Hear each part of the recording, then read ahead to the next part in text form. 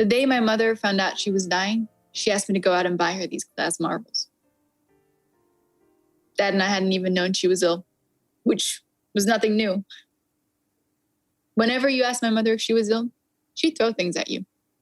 Sesame buns, the editorial page, a handful of hair ribbons. Do not, she'd say, suggest things to suggestible people.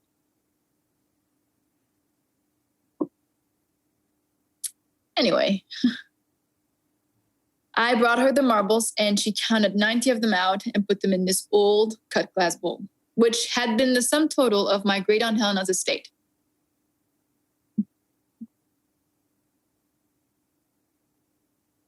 Apparently, the doctors had given her 3 months, and she said great store by the doctors. She said she always believed them because they were the nearest thing to the Old Testament we had. I wouldn't give you 2 bits for those young, smiley guys, she'd say.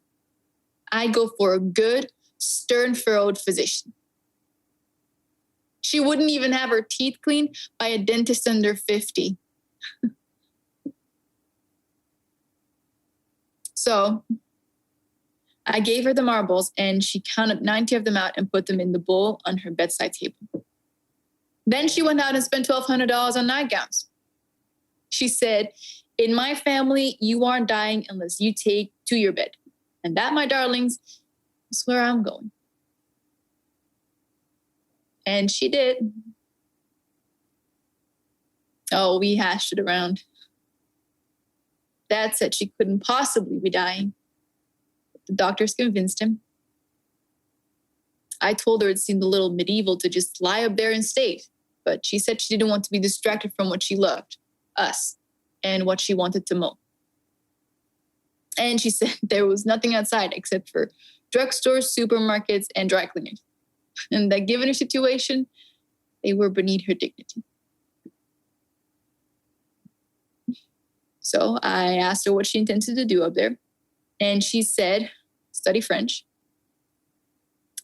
visit with us, genuinely mow, and maybe call a few pals.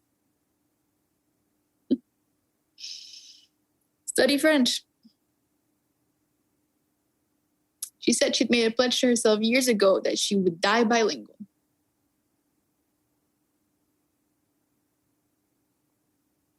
Dad and I cried a lot. She did.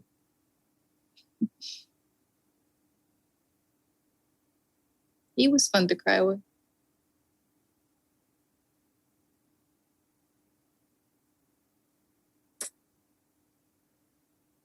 From then on, the doctors had to come and see her because, as she put it, she came in with a house call and she was going to go out with a house call. And all day, every day, she'd hold one of these marbles in her hand. Why? She said it made the days longer.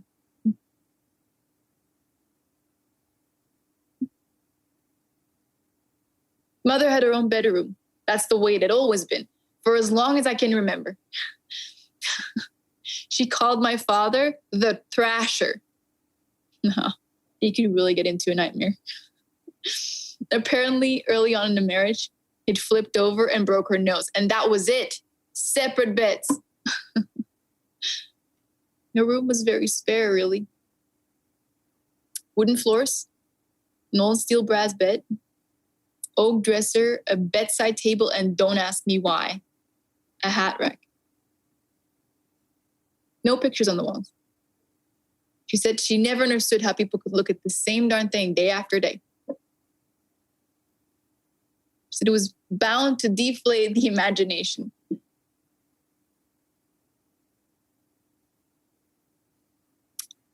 We sit with her after dinner and talk about issues.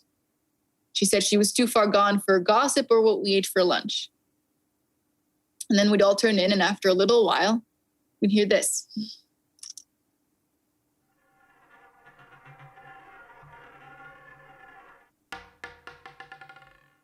Happened every night. And after the 3rd or 4th day, I saw one on the floor and I started to pick it up. And she said, "Leave it." She said it very sharply. And I asked her, "How come?" And she said she was learning to let go of them.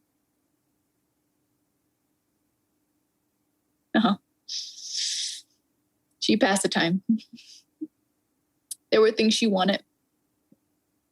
She wrote down a list of children's books from her own childhood, and we got as many as we could find from the library.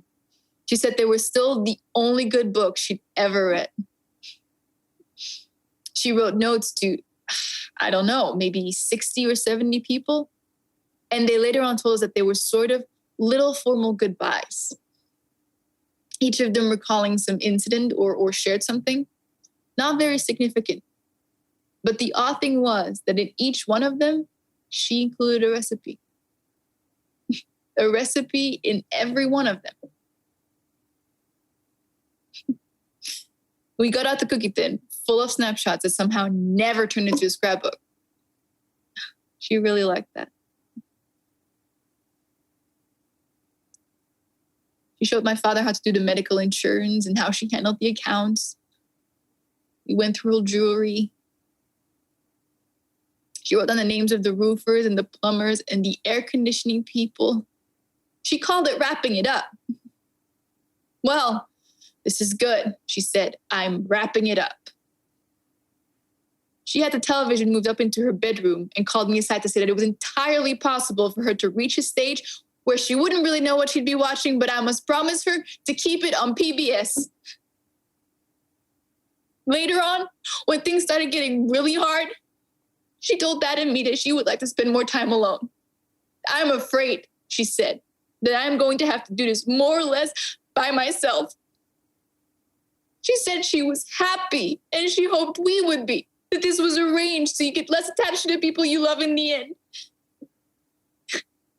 The next part isn't worth going into. It was just hard.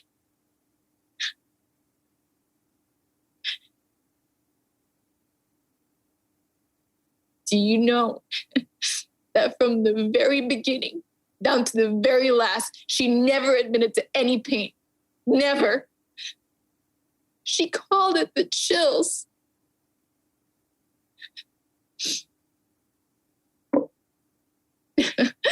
The last thing she asked for was a picture in our front entrance hall of a Labrador retriever she and Dad had owned when they first got married.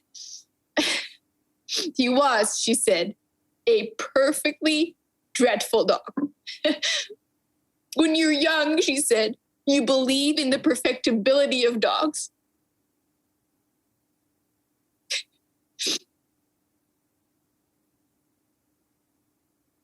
I was in bed 2 weeks ago, a Wednesday towards dawn, and then this.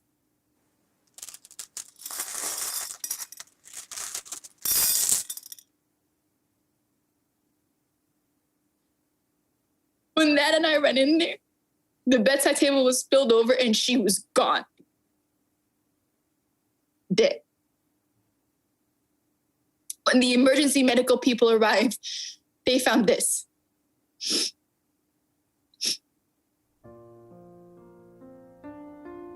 The rest spilled over when the bedside table fell, but this one's still in her hand. I keep it. I keep it in my hand all day. It makes the days longer. Shattered.